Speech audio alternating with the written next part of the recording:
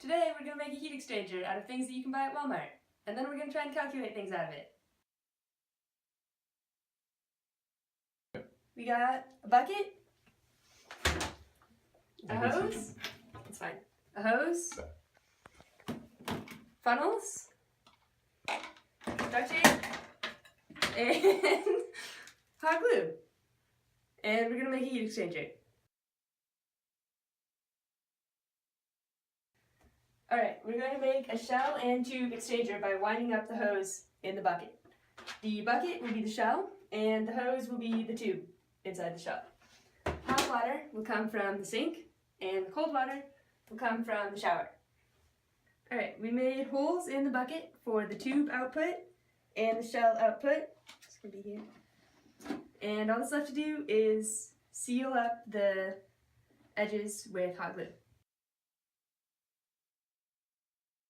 So we're going to use this funnel to connect the hose to the sink, and then we use this other funnel for the cold water from the spigot.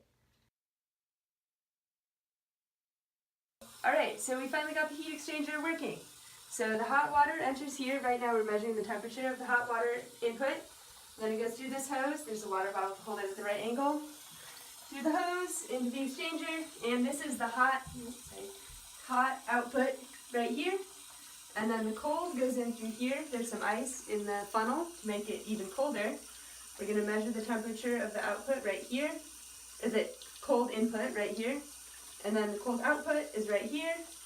And we'll measure the temperature of it as well.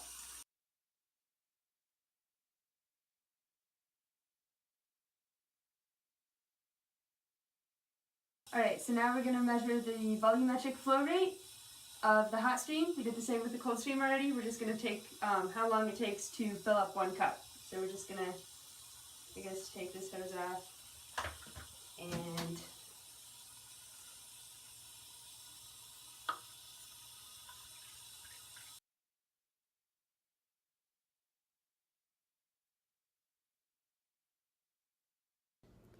so the first thing we're going to calculate is flow rates. So we're going to use the volumetric flow rates we found and convert them into mass flow rates.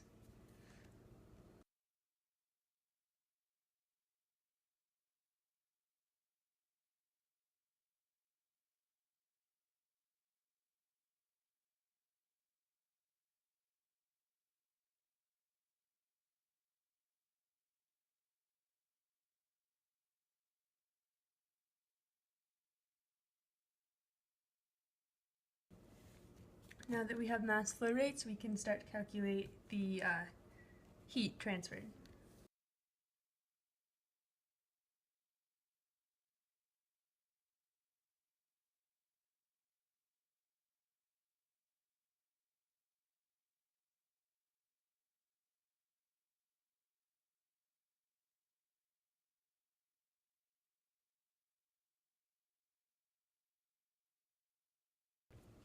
So we can see that the Q for the hot fluid is more than the Q for the cold fluid, and that's probably because some of this heat was actually lost to the environment in the hose that was connecting the hot fluid to the actual heat exchanger. So we're going to use this number for the heat because it doesn't have that loss included in it.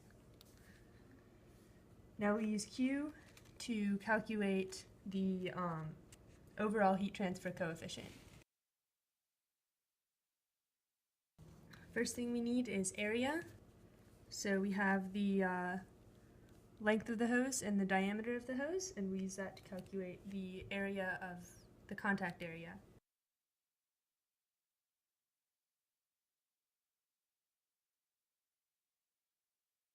And for length, the actual length of the hose is 40 feet, but about 4 feet of that are the hose that was connecting the hot water to the actual exchanger, so we're going to use 40 minus 4, which is 36.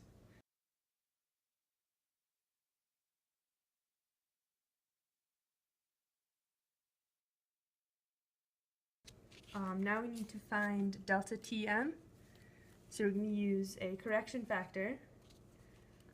So the numbers we need are Z and Y.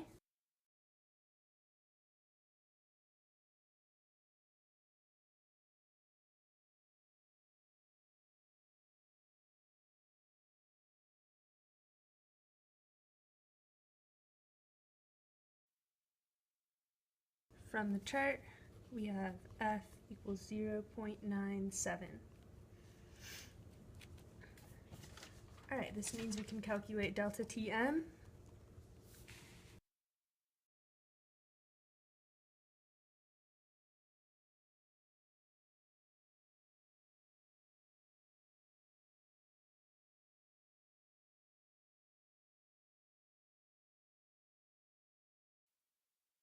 Now from that, we can finally calculate U.